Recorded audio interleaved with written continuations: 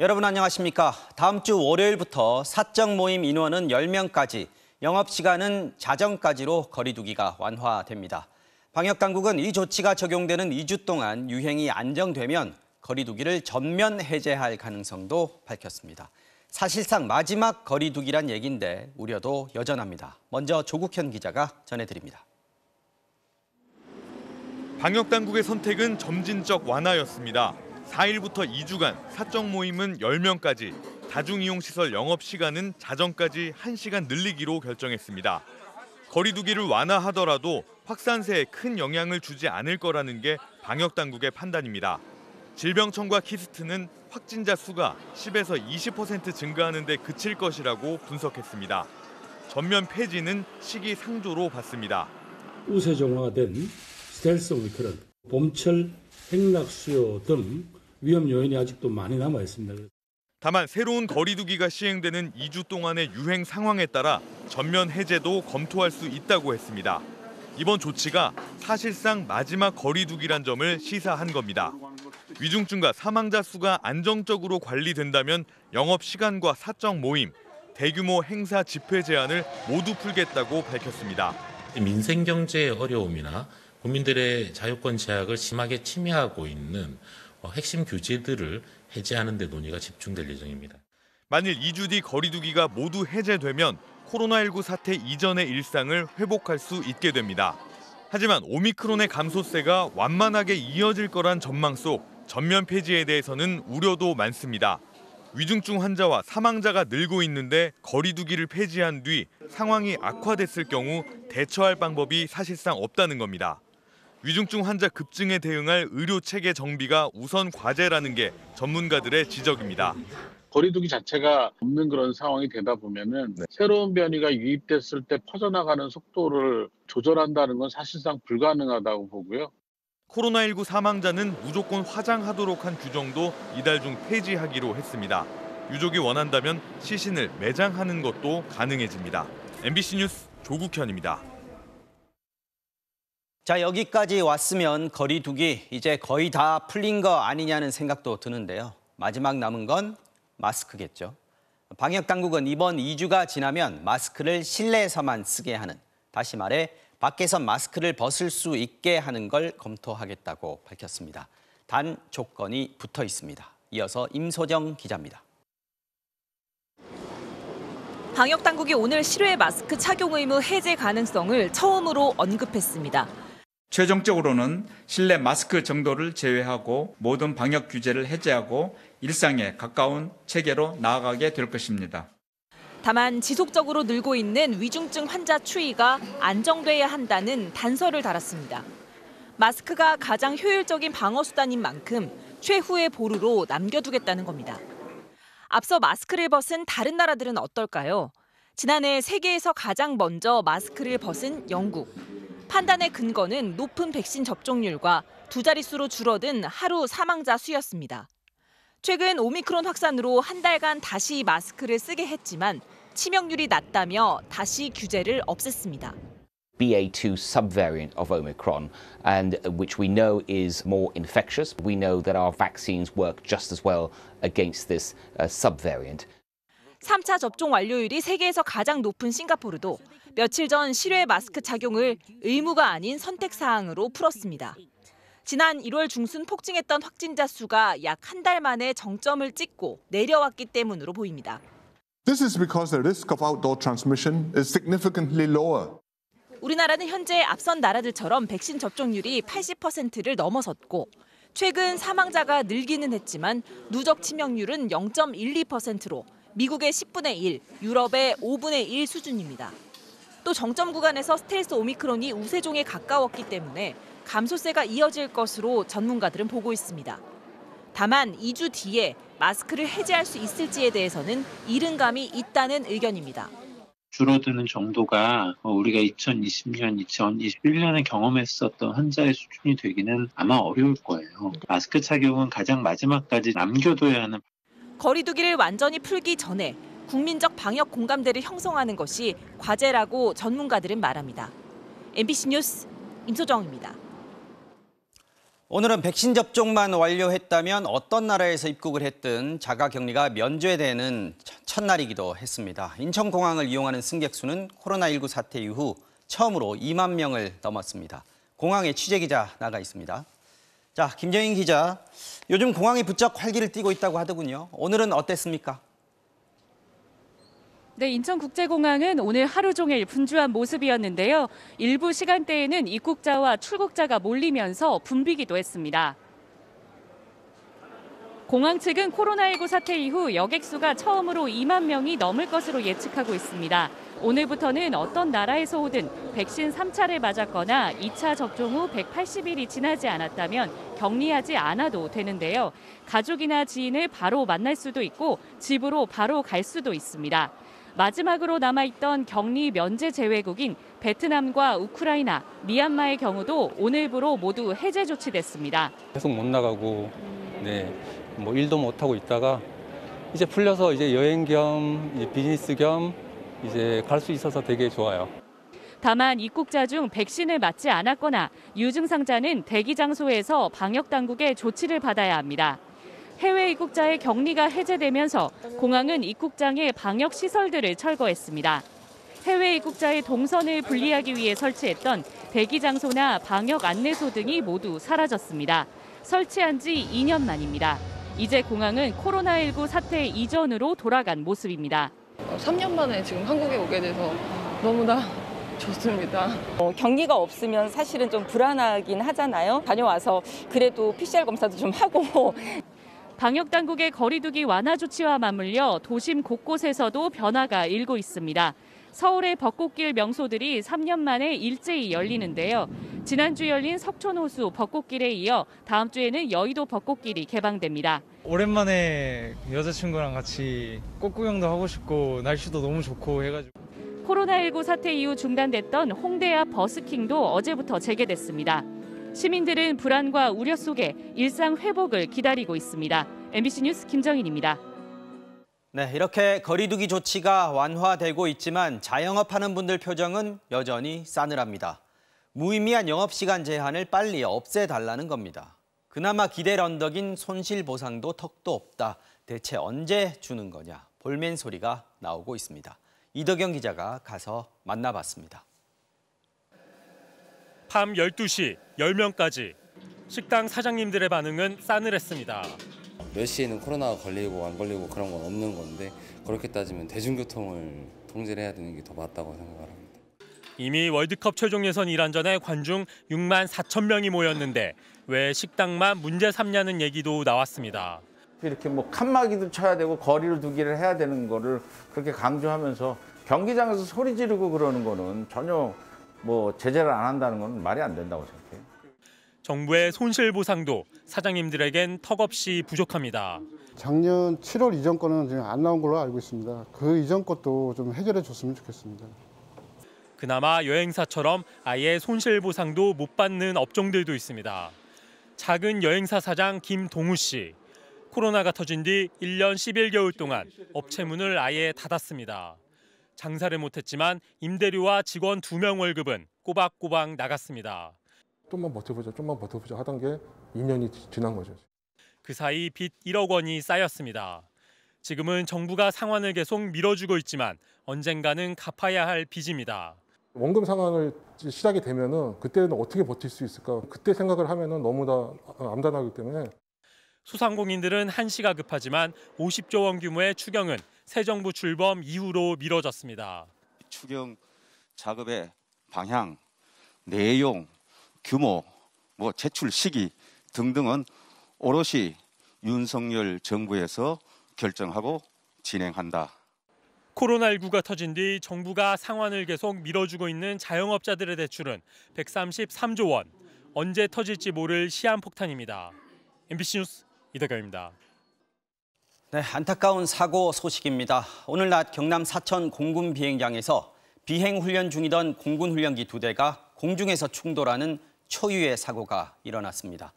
타고 있던 학생 조종사 2명과 함께 타서 가르치던 교수 조종사 2명이 모두 순직했습니다. 먼저 서윤식 기자가 전해드리겠습니다. 파란 하늘 한가운데에서 시커먼 연기가 피어오릅니다. 인근 야산에서도 폭발이 일어난 뒤 검은 연기가 치솟고 그 위로 낙하산 2대가 펼쳐진 채 내려옵니다. 오늘 오후 1시 40분쯤 경남 사천시 정동면 상공에서 공군 훈련기 KT-1 2대가 충돌했습니다. 연기가 팍 이리 나면서 비행기가 이렇게 두 동가리가 이리 나가고 한쪽으로 하나는 날아가고 한쪽은 불이 던져갖고 좀 있으니까 낙하산이 첫 번째는 2개가 펼쳐갖고 먼저 이렇게 저쪽으로 날아가고. 경남 사천의 공군기지에서 이륙한 훈련기 2대가 이륙한 지 약 10분 만에 비행기지에서 약 6km 떨어진 공중에서 부딪힌 겁니다.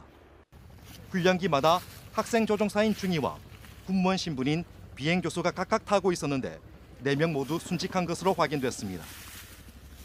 사고 직후 현장에서는 탈출한 조종사들이 낙하산을 펴고 내려오는 장면이 목격됐지만 충돌 당시의 충격을 이겨내지는 못했습니다. 탈출하지 못한 조종사 치신과 부서진 비행기 파편은 수색 끝에 발견됐습니다. 잔해가 지금 흩어져 있는데 지금 현재 잔해 주변에 가재는 완전히 진압되었고 인명 수색에 주력하고 있습니다. 사고가 난 KT-1은 국내 기술로 개발된 최초의 2인승 국산 기본 훈련기로 전투기 조종사 후보생들이 기본 조종수를 익히기 위해 사용하고 있습니다. 지난 2000년 8월에 실전 배치됐는데 공중에서 훈련기가 충돌해 추락한 건 이번이 처음입니다. 공군은 참모 차장을 본부장으로 비행사고 대책본부를 마련하고 사고 원인에 대한 조사에 착수했습니다. MBC 뉴스 선식입니다. 자, 2대의 훈련기가 공중에서 충돌하다 보니 기체는 산산조각 났습니다. 인근 마을에 파편이 쏟아지면서 크고 작은 피해가 있었는데 다행히 주민들은 무사했습니다. 사고 현장 살펴봤습니다. 정성호 기자입니다. KT-1 훈련기가 떨어진 야산. 숫자가 써진 비행기 몸통 부분이 완전히 파손된 채 나뒹굴고 있습니다.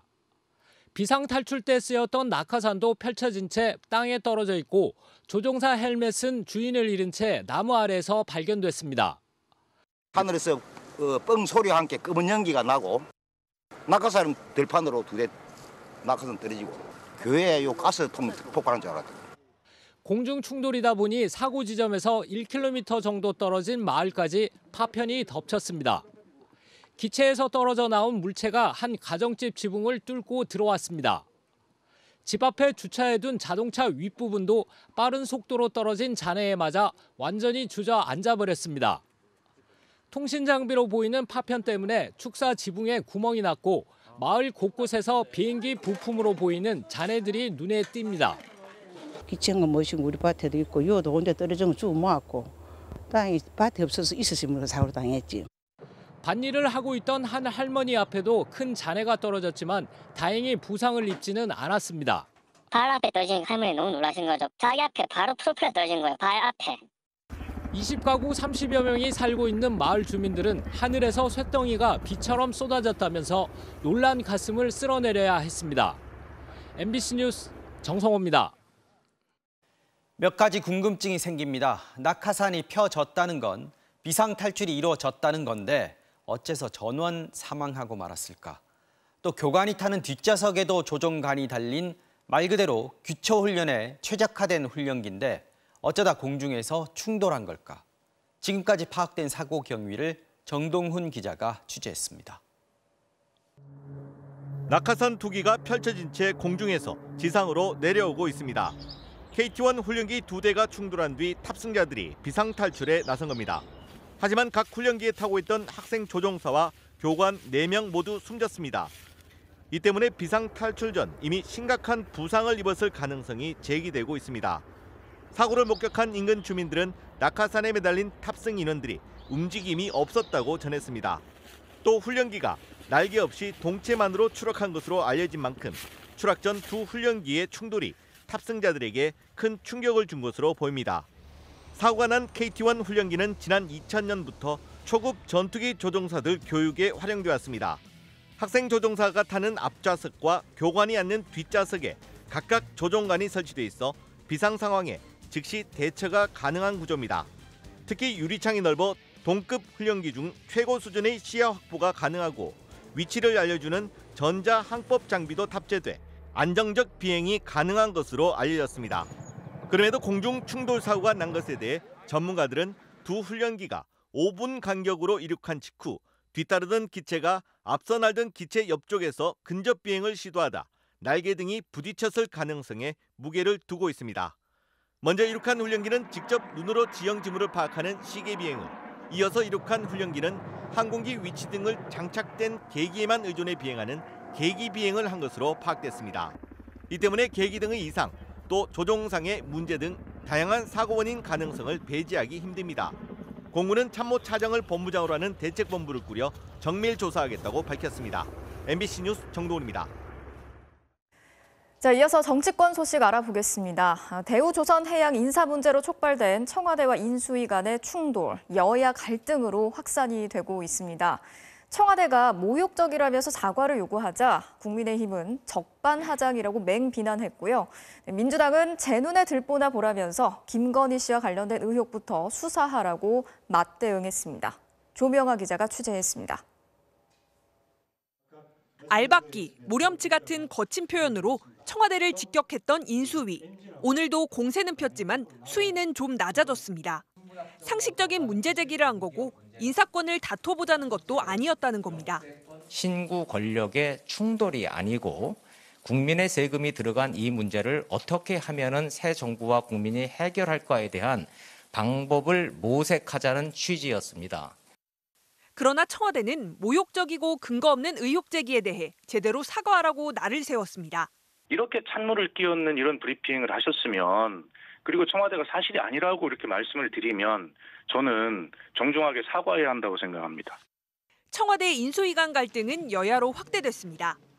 인수위의 의혹 제기를 넘겨받은 국민의힘은 이른바 인사 알박기는 감사원 감사가 필요한 사안이라며 가시돋친 말로 청와대를 겨냥했습니다.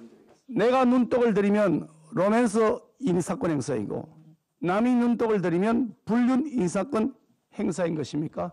마지막까지 오만과 독선이 하늘을 찔 듯합니다. 여기에 김정숙 여사 옷값과 특활비까지 국민의힘이 공세 수위를 높이자 민주당은 중상모략을 중단하라며 김건희 여사 의혹으로 맞불을 놨습니다. 남의 눈에 티끌만 문제 삼아서는 결코 국정을 바르게 펼 수 없습니다. 김건희 씨를 둘러싼 범죄, 비리 의혹들을 규명하는 문제 또한 매우 시급합니다. 연일 이어지는 감정 섞인 설전에 전선마저 여야로 넓어지면서 집무실 이전 등 인수인계를 위한 협의 과정도 당분간 순탄치 않을 걸로 보입니다. MBC 뉴스 조명아입니다. 자, 이제 꼭 2달 앞으로 다가온 지방선거, 여야 정치권의 움직임도 빨라지고 있는데요. 오늘은 박근혜 전 대통령의 최측근이죠. 유영하 변호사가 대구시장 출마를 선언했습니다. 박 전 대통령이 후원회장을 맡기로 했다고 밝혔는데 이렇게 되면 홍준표 의원을 비롯한 당내 거물 주자들과 치열한 경합이 예상되고 있습니다. 민주당에서는 송영길 전 대표가 서울시장 출마를 공식화했습니다. 이 소식은 이기주 기자가 정리했습니다. 탄핵 이후 박근혜 전 대통령의 입으로 활동하며 그림자처럼 보좌해온 유영하 변호사. 박 전 대통령의 최측근인 유 변호사가 대구시장에 출사표를 던졌습니다. 역시 박근혜 마케팅으로 시작했습니다. 지난 5년은 박 전 대통령에겐 참담하고 참혹한 날들이었다며 박 전 대통령 지지자들의 감성에 호소한 데 이어 박 전 대통령이 자신의 후원회장을 맡아주기로 했다고 말해 지지를 등에 업고 있음을 강조했습니다. 대통령께서 후원회를 맡으시면서 시민 여러분들께 당부드리고 부탁드리고 싶은 메시지는 곧 여러분들에게 알려드리도록 그렇게 하겠습니다. 여러분께서 충분히 확인할 수 있는 방법으로 말씀을 하실 겁니다. 유영하 변호사의 출마 선언으로 국민의힘 대구시장 경선은 대선 후보 출신 홍준표 의원과 김재원 전 최고위원의 3파전으로 치러지게 됐습니다. 박 전 대통령이 대구에 내려와 살고 있는 데다 지역 영향력이 여전한 까닭에 원조 친박 김재원 전 최고위원은 물론 홍준표 의원도 이른바 박심을 얻기 위한 경쟁에 가세했습니다. 박정희 대통령의 뒤를 이어 대구 50년 미래를 설계하고 미래 첨단도 산업을 중심으로 대구 중흥의 토대를 만들도록 하겠습니다. 민주당에선 송영길 전 대표가 서울시장 출마를 공식화했습니다. 송 전 대표는 SNS를 통해 주소를 서울 송파구로 옮겼다며 당의 결정에 충실히 따를 것이라고 말해 경선을 치르겠다는 의사도 드러냈습니다. 하지만 대선 패배에 책임 있는 전 대표가 전국 단위 선거를 주도해야 하는 서울시장 후보에 나서선 안 된다는 당내 여론이 강한 게 변수로 작용할 전망입니다. MBC 뉴스 이기주입니다. 대통령직 인수위원회가 내일 방탄소년단의 소속사를 방문하겠다는 계획을 공개했습니다. 문화예술산업 발전을 위한 의견을 듣기 위한 자리라고 하는데 BTS 멤버들이 군 입대를 앞두고 있는 만큼 병역 특례와 관련된 이야기가 오갈지 관심이 쏠리고 있습니다. 박윤수 기자가 취재했습니다. 대통령직 인수위원회는 안철수 위원장과 사회복지문화분과 위원들이 내일 BTS의 소속사 하이브를 방문한다고 밝혔습니다. 문화예술 산업 발전을 위한 의견을 듣기 위한 자리라는 설명입니다. 당장 군입대 시기가 다가온 방탄소년단의 군복무 면제 얘기가 나올 거라는 관측이 뒤따랐습니다. 특히 안철수 위원장이 대선 후보 시절 손흥민은 되는데 BTS는 왜 안 되냐며 BTS의 대체복무 자격이 충분하다고 주장했기 때문입니다. 인수위도 관련 질문에 의견 청취는 할 수 있지 않겠냐고 답했습니다. 정말로 우수한 연예인에 대해서 병역 특례가 있어야 되지 않느냐 이런 의견은 충분히 제시될 수 있을 거라고 보고요.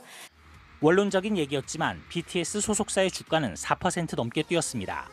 인수위는 병역 특례를 검토한 바 없고 내일 언급도 없을 것 같다고 진화에 나섰습니다. 사실 정치권에서 BTS 병역을 면제해주자 말자 얘기가 나온 건 처음이 아닙니다. BTS를 포함한 이런 분들에 대해서 훈장은 줄 수 있을지언정 이걸 병역 특례 제도로 병역을 면제해서는 절대로 안 된다. 만에 한 사람이 이 군대를 가게 되면 이 BTS가 깨지기 때문에 정체성 문제가 있어서 2년 전 병역법이 개정되면서 대중문화예술 분야 우수자는 만 30살까지 입대를 미룰 수 있습니다. 하지만 대체복무까지 허용하는 건 아닙니다. 지난해 국회 국방위에서 국위를 선양한 대중문화예술인에게 자원봉사 등으로 병역을 대체하는 법안을 놓고 격론을 벌였지만 특혜 시비에 부딪히며 결론을 내지 못했습니다. MBC 뉴스 박윤수입니다. 우리도 그렇지만 미국도 지금 기름값 때문에 난리라고 합니다. 기름값이 무섭게 오르자 그 대책으로 역대 최대 규모의 전략 비축유를 방출하기로 했는데요. 이 같은 계획을 밝히면서 바이든 대통령은 푸틴의 이름을 계속해서 언급했습니다. 푸틴 때문에 이렇게 됐다는 건데요. 워싱턴에서 김수진 특파원이 취재했습니다. 워싱턴 DC의 한 주유소. 가장 저렴한 휘발유가 갤런당 4달러 45센트에 달합니다. 지난달엔 3달러 70센트였는데 불과 한 달 만에 20% 가격이 뛰었습니다. And so it's actually leaving less money in my pocket, so it has a drastic effect. 운전을 하기가 무서울 정도로 미국 기름값은 오르고 있습니다. I've just been walking more places instead of driving, so I've just been trying to take more care with how much I drive my car. 대국민 연설에 나선 바이든 대통령은 기름값이 이렇게 오른 원인은 다 푸틴 때문이라며 계속해서 푸틴의 이름을 반복했습니다. Putin's price hike that Americans and our allies are feeling at the pump. And the reason for that is because of Putin's war. Our prices are rising because of Putin's action. 그리고 앞으로 6개월 동안 미국이 보유한 전략 비축유에서 매일 100만 배럴씩 총 1억 8천만 배럴의 석유를 시장에 풀겠다고 밝혔습니다. 백악관은 역사상 전례 없는 조치라고 강조했습니다. 미국의 물가 상승률은 40년 만에 최고 수준입니다. 기름값은 물가를 올리는 주요 원인이고 바이든의 지지율은 40%로 1년 만에 최저치를 기록 중입니다. 이번 조치로 유가가 계속 안정될 수 있을지 확실하진 않습니다. 공급이 늘어야 하는데 러시아가 전쟁을 계속한다면 대책이 딱히 없기 때문입니다. But in terms of the big supply-demand function, no, it's not terribly important. Symbolic, yes. Substantive, much less so. 미국 국방부는 우크라이나에서 러시아군이 재배치되고 있다면서 전쟁이 단지 몇 주 정도가 아니라 훨씬 더 길어질 거라며 질질 끌 것이라고 예상했습니다. 물가도 바이든의 지지율도 다 푸틴을 보고 있는 상황이 됐습니다. 미국 언론들은 하지만 다 푸틴 탓이라는 바이든의 원망을 국민들은 납득하지 못하는 것 같다고 보도했습니다. 워싱턴에서 MBC 뉴스 김수진입니다. 우크라이나 침공 이후 금융 제재를 받고 있는 러시아. 천연가스 수출 대금을 러시아 통화인 루블화로만 받겠다고 밝혔습니다. 세계 1위 천연가스 수출 대국이라는 지위를 이용해서 유럽 나라들의 금융 제재를 무력화하라고 압박한 건데요. 얼마나 효과가 있을지 신정영 기자가 취재했습니다.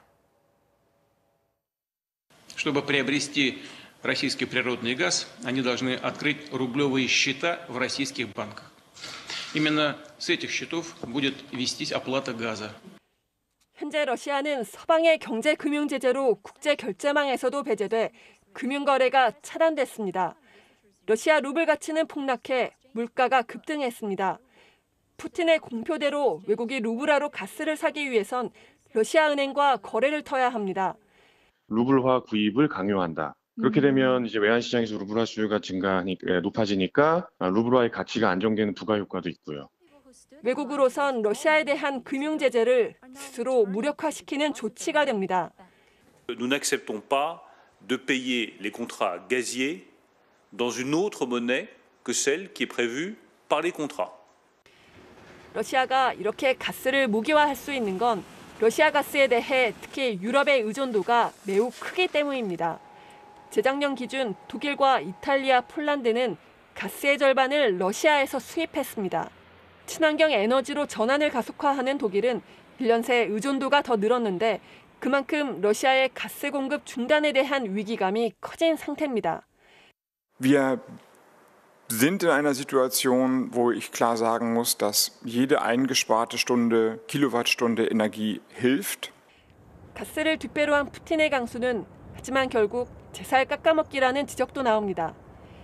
실제로 폴란드 정부나 영국, 네덜란드 등의 에너지 기업들은 올 연말부터 러시아와의 가스 계약을 갱신하지 않기로 했습니다.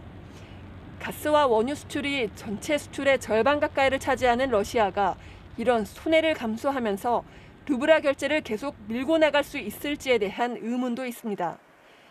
전황이 당초 전망대로 풀리지 않고 있는 푸틴의 오락가락 행보라는 분석도 있습니다. MBC 뉴스 신정연입니다.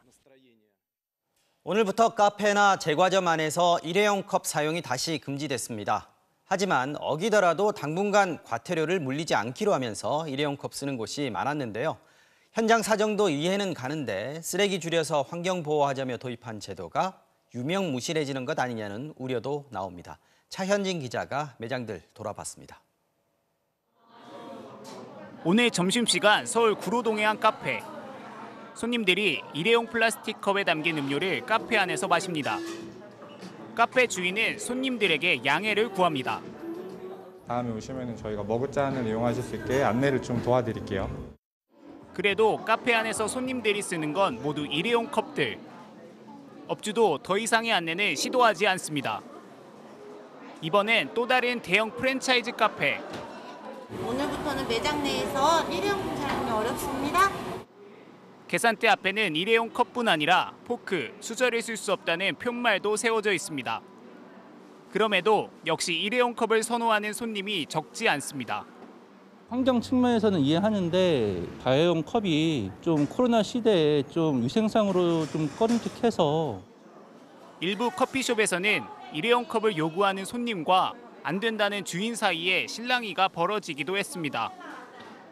하지만 코로나 시대에 일회용 쓰레기가 너무 늘어나고 있다며 정부 규제에 협력하겠다는 시민들도 있었습니다. 배달 음식을 먹는 횟수가 늘어나다 보니까 확실히 쓰레기가 늘어나는 게 체감이 됐거든요. 정부 입장에서는 그런 정책을 내놓는 게 좀 당연한 흐름이. 환경부는 코로나19 상황이 좀 더 개선될 때까지 과태료 부과 같은 단속 대신 안내 중심의 계도를 진행할 방침입니다. 하지만 오는 6월부터는 일회용컵 보증금제가 부활되고 11월부터는 종이컵과 비닐봉지 사용 규제도 예정돼 있는 상황. 친환경 정책이 유명무실화되지 않으려면 이미 시작한 규제부터 정착시킬 필요가 있다는 지적이 나옵니다. MBC 뉴스 차현진입니다. 최근 북한이 폐쇄했던 풍계리 핵실험장을 복구하는 정황이 지속적으로 포착되고 있는데요. 미국 정부도 북한이 핵실험 준비에 돌입했다는 판단을 내린 것으로 나타났습니다. 한다면 언제 할지가 문제인데 빠르면 이달 말 혹은 다음 달 우리의 차기 정부 출범을 의식해서 강행할 가능성도 제기됩니다. 서혜연 기자가 취재했습니다. 지난달 초 촬영된 북한 풍계리 핵실험장의 인공위성 사진입니다. 4개의 갱도 중 3번 갱도 근처에 새로운 건물이 지어졌고 무너진 건물은 수리되면서 건설 부지에는 통나무 등이 쌓여 있는 것으로 분석됩니다. CNN 방송은 미국 당국자 5명을 인용해 북한이 최근 풍계리 핵실험장에서 갱도를 파내고 건물을 짓는 활동을 재개했다며 이는 핵실험 준비를 위한 중요한 작업이라고 보도했습니다. 북한이 핵실험장 복구 속도를 높이고 있다는 우리 정부의 관측과 일치합니다. 미국 국무부도 핵실험에 대해 직접적인 언급은 하지 않았지만 북한의 추가 도발 가능성을 주시하고 있다고 밝혔습니다. So we are monitoring the situation very closely.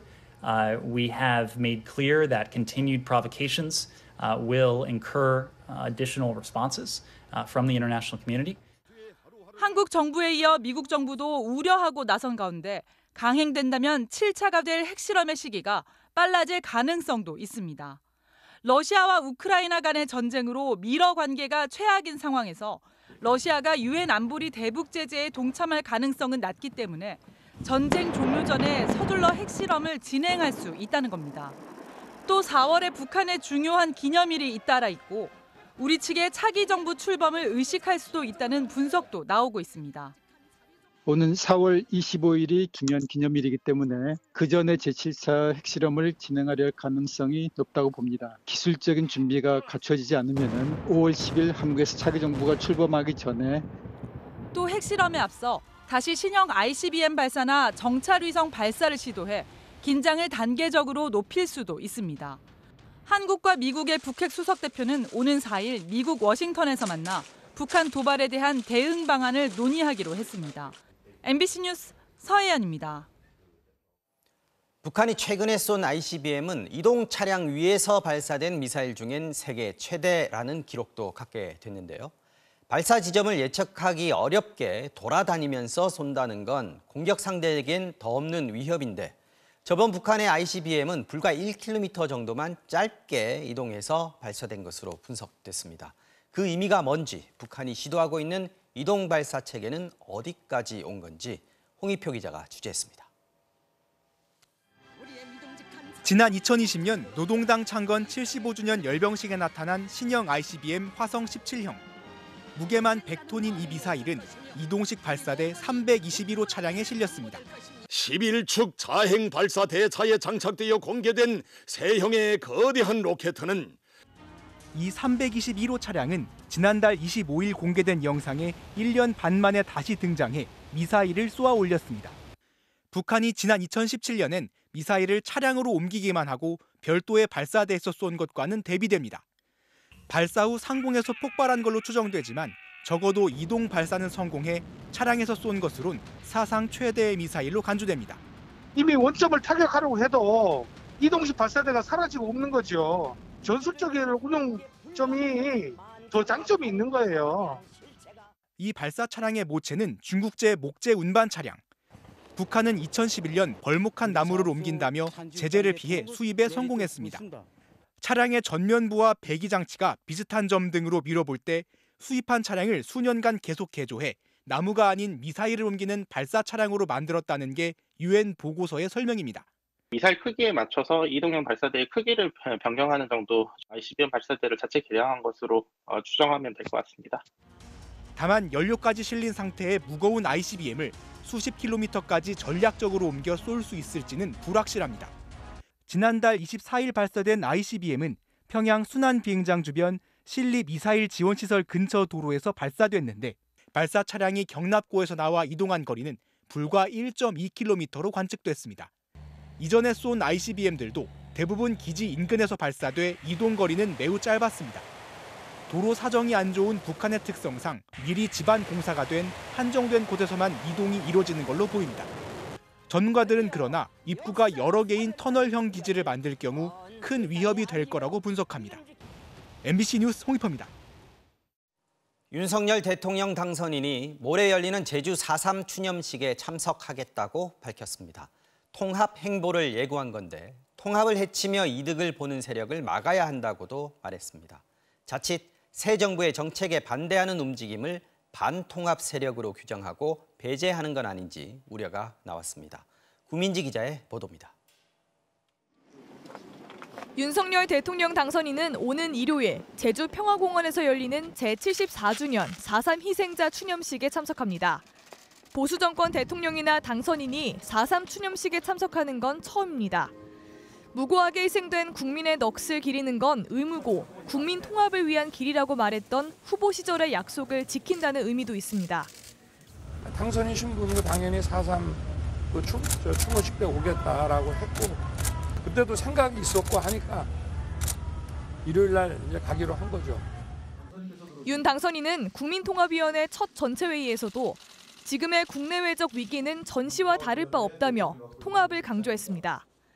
국민들이 먼저 이 위기를 극복하겠다고 하는 하나된 그 단결과 국민의 통합 없이는 불가능한 일이라고 저는 생각합니다. 윤 당선인은 그러면서 통합을 해쳐 이득을 보는 세력을 막는 것이 중요하다며 국민통합위가 그 역할을 해줄 것을 당부했습니다.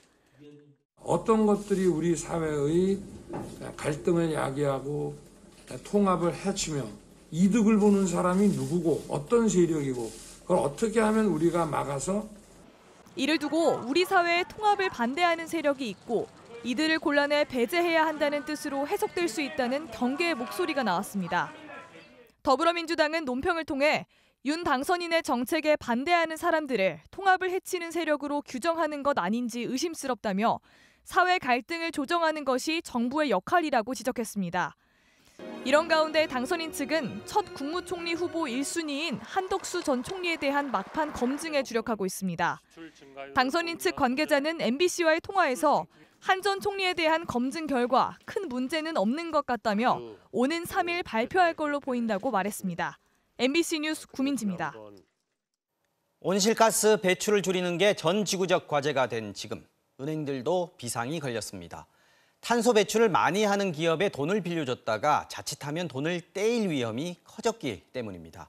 실제로 작년에 포스코가 석탄 화력 발전소를 짓겠다며 회사채를 발행했는데 아무도 사지 않았다고 합니다. 김윤미 기자가 취재했습니다. 포스코가 강원도 삼척에 짓고 있는 초대형 석탄 화력 발전소 삼척 블루파워. 원전 2기와 맞먹는 규모입니다. 사업비 4조 9천억 원 가운데 80%는 회사채를 발행하거나 은행에서 대출을 받기로 했습니다. 그런데 문제가 생겼습니다. 석탄 화력 발전이 기후위기의 주범으로 몰리면서 퇴출 위기에 몰렸기 때문입니다. 한국은 2030년까지 온실가스 배출량을 40% 줄이기로 했습니다. 발전소가 다 지어지더라도 가동 연한인 30년을 다 채울 수 있을지 불투명해진 겁니다.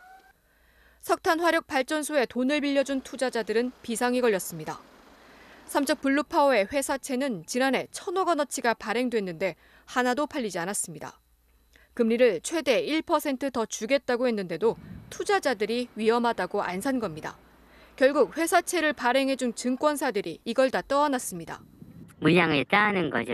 ESG 이런 것들이 워낙 좀 부각되다 보니까 일단은 이제 그 당시에 이제 뭐 판매가 되지 않네서 은행들도 이런 위험을 깨닫기 시작했습니다.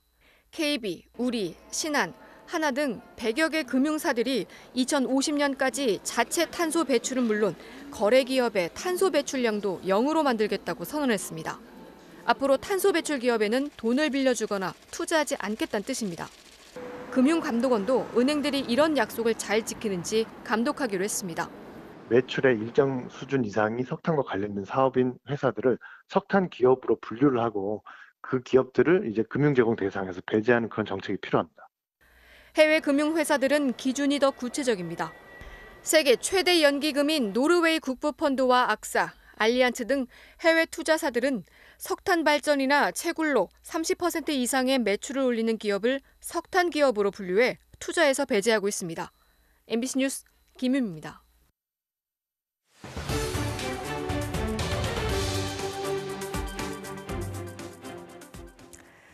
서울 강남 한복판에 주민들조차 정체를 모르던 한 병원이 최근 갑자기 문을 닫고는 원장은 자취를 감춰버렸습니다.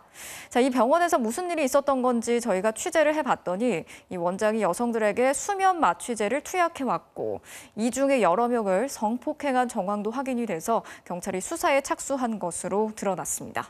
먼저 손하늘 기자가 전해드리겠습니다. 로데오 거리로 불리는 서울 압구정동의 번화가입니다. 각종 음식점과 술집이 늘어선 골목 사이로 병원 간판이 보입니다. 흰색 바탕에 파란색 꽃이 그려진 간판. 밑에는 빨간색 글씨로 이름만 적혀 있습니다.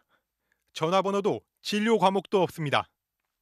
흔한 홍보용 입간판도 없고 병원 있는 건물인데 약국은 보이지 않습니다. 인터넷에는 병원 전화번호가 나와 있습니다. 하지만 걸어봤더니 먹통입니다. 지금 가신 번호는 없는 번호입니다. 인터넷엔 정신건강의학과라고 소개했지만 막상 관할보건소에는 내과라고 진료 과목을 신고한 이 병원. 이곳에서 10년가량 영업을 해왔는데도 주변에선 정체를 모르겠다는 반응이 많습니다. 그냥 진짜 의원으로 돼 있어가지고. 무슨 과를 진료하시잖아. 그런 거 같아요. 아예 정체를 몰라. 병원으로 올라가 봤습니다. 철제 출입문은 굳게 잠겨 있습니다. 실례합니다. 응답 없는 출입문 옆에는 포장용 종이 상자만 잔뜩 쌓여 있습니다.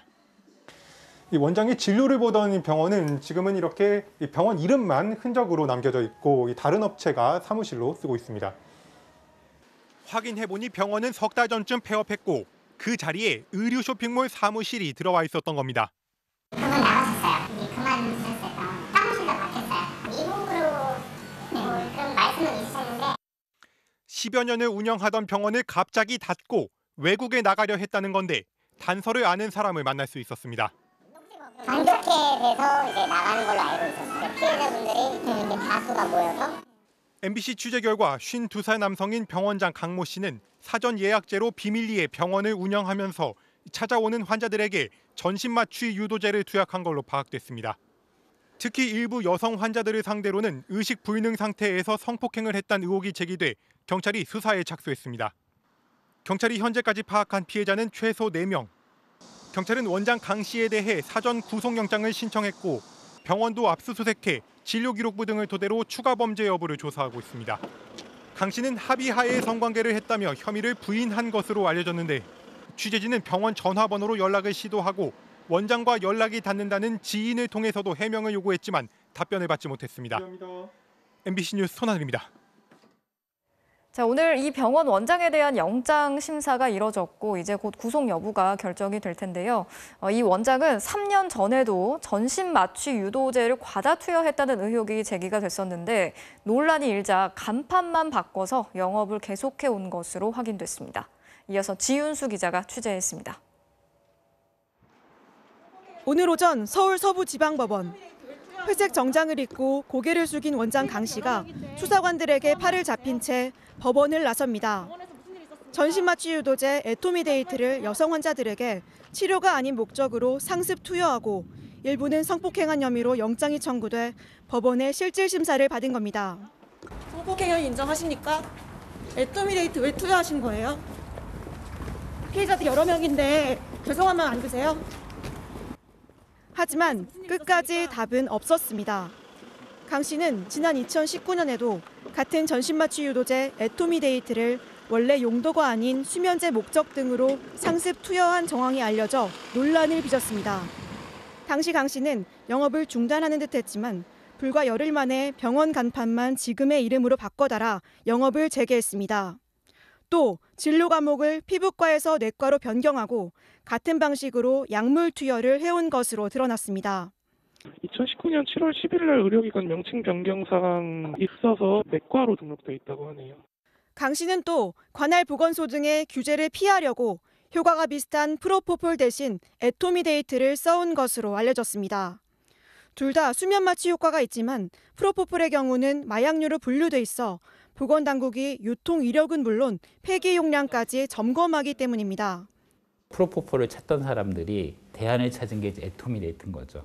환자가 잠을 자게 되고 그 호흡을 잃게 되는 약 중에서 규제를 안 받는 유일한 약물일 수 있거든요.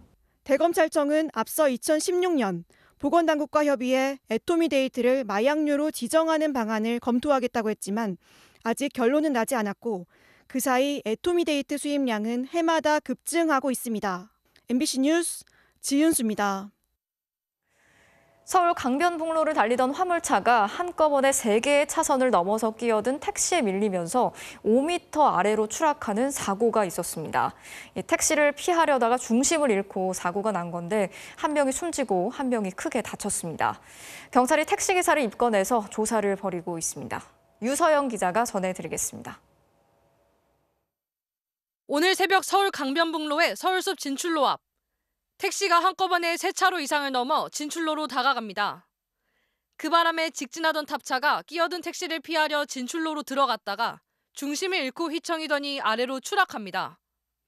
이곳 진출로에서 중심을 잃은 화물차는 가드레일을 넘어 그대로 5m 아래로 떨어졌습니다. 긴급 출동한 소방대원들이 구조 작업을 벌였지만 차가 형체를 알아보기 어려울 만큼 부서져 구조에 애를 먹었습니다. 2명이 구조됐지만 운전자인 60대 남성은 크게 다쳤고 함께 타고 있던 30대 남성은 목숨을 잃었습니다. 추락 지점에는 차량이 2대 주차돼 있었는데 새벽 시간이어서 안에 사람은 없었습니다. 구청 청소 차량이 있었는데 그 사람이 없었고요.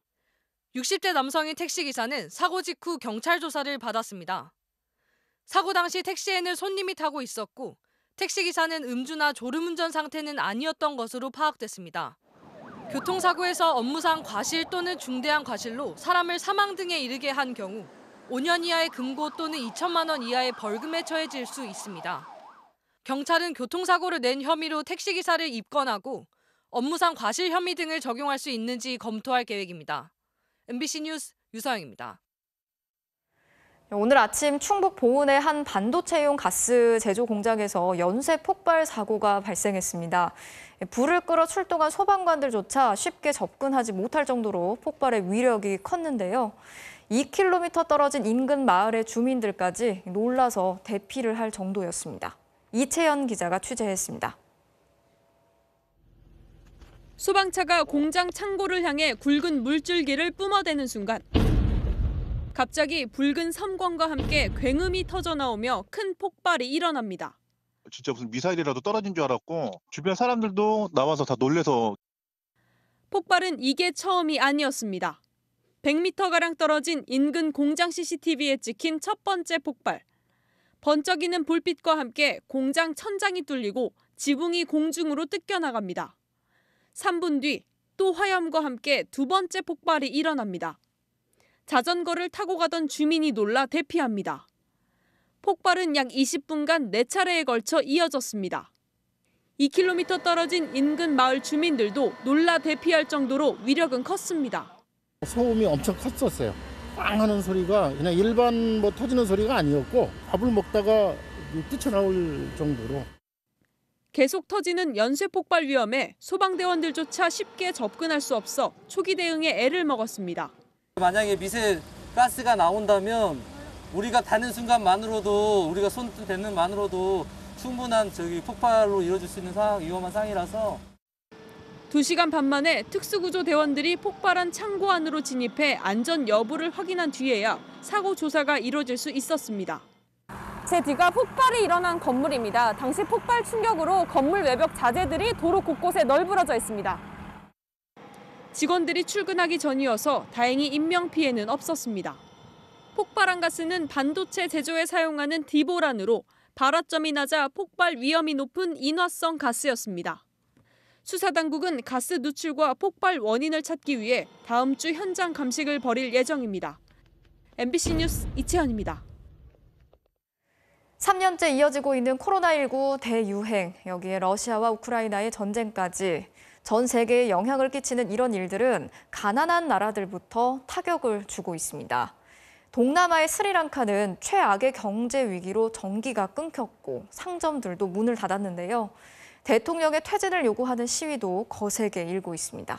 박소희 기자가 전해드리겠습니다. 밤 늦은 시각, 스리랑카 대통령 집 앞에 시위대가 몰려들었습니다. 시위대는 경찰 차벽에 돌을 던지고 불을 질렀습니다. 경찰은 최루탄과 물대포를 발사하며 맞섰습니다. 시위대는 해산을 거부했고 수도 콜롬보 일부 지역엔 통행 금지령이 내려졌습니다. අඳුරුමුතම යුගයක් තමයි මේ අපිට ලැබලා තියෙන්නේ. අපිට කිසිම දෙයක් කරගන්න බෑ අපේ මිල මුදල් වලින්. අපිවම කරන්නේ මේ පාලකයන් නොමරා මරනවා. 텅 빈 냉장고, 멈춰진 선풍기. 스리랑카 주민들은 하루의 절반 이상을 전기 없이 보내야 합니다. 정부는 단전 시간을 하루 13시간으로 늘렸습니다. දැන් මේක ෆ්‍රිජ් එකේ තියෙන ටික අපේ මේ ඔක්කොම මස් මාළු ටික ළමයිගේ කිරිපිට මේවා ටික ඔක්කොම සවුත් වෙලා යනවා. ඉතින් මේ ළමයි ගෙදර ඉන්නේ නැහැ ළමයි ආඬනවා. 상점들은 개점 휴업입니다. 인쇄기는 멈췄고 정육점 진열장은 텅 비어 있습니다. 전기는 멈췄고 먹을 건 떨어져 갑니다. 대통령이 책임지라고 시민들이 거리에 나선 이유입니다. මේකනම් ඇත්තටම හෙනම කරුණ මේකක් වගේ තමයි මොකද මේ ව්‍යාපාරයක් 관광 산업에 의존하는 스리랑카 경제는 코로나19 대유행에 직격탄을 맞았습니다.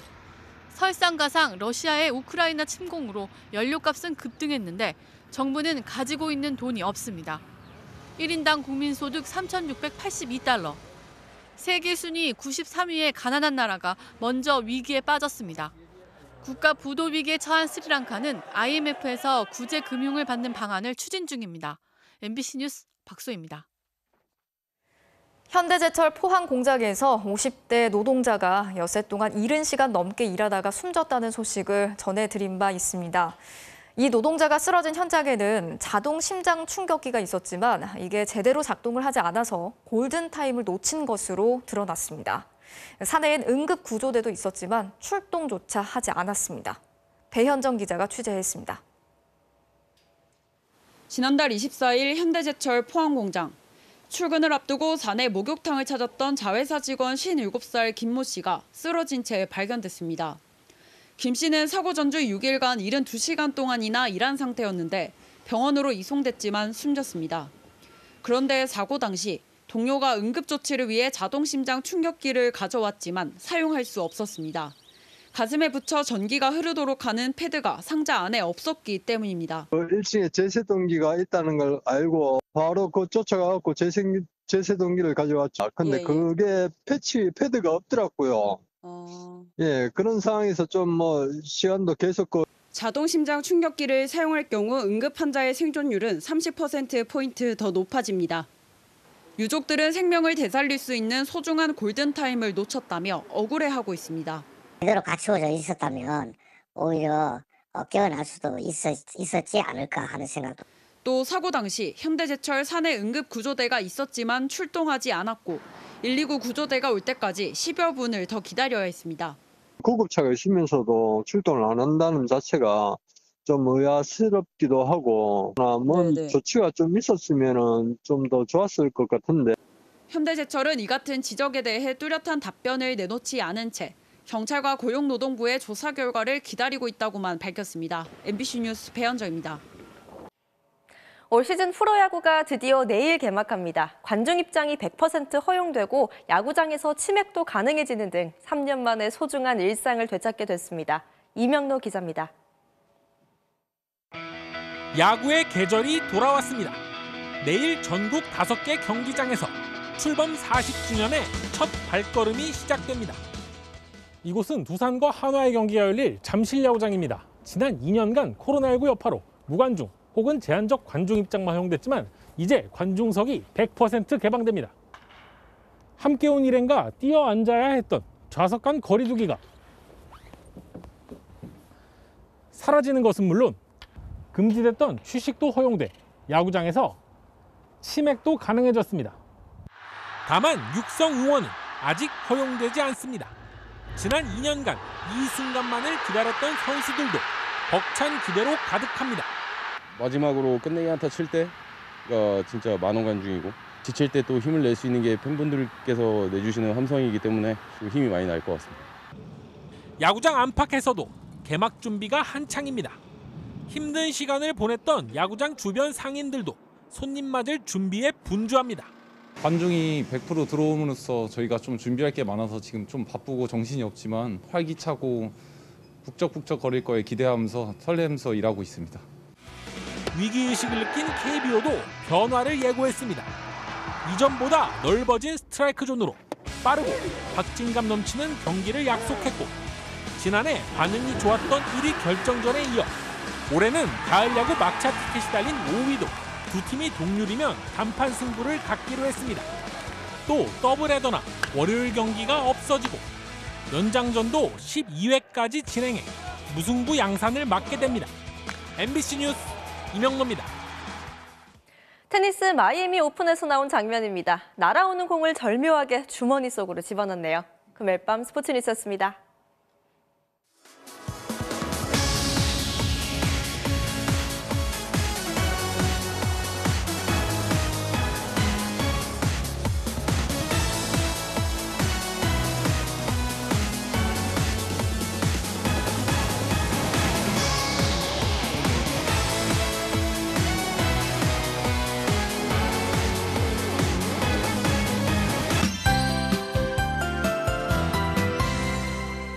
공기는 약간 차가워졌지만 주말을 앞두고 맑은 하늘이 드러났습니다.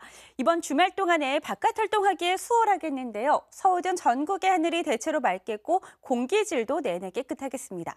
단 이른 아침에는 안개가 드리워지겠습니다. 특히 호남 내륙을 중심으로 가시거리 200m 이하의 짙은 안개가 끼겠습니다.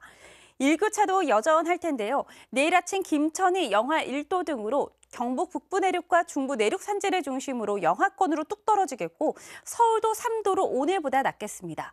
낮에는 광주 16도, 서울 13도까지 올라서요. 일교차가 10도에서 15도 안팎으로 크게 벌어지겠습니다. 체온 조절 잘 해주셔야겠습니다.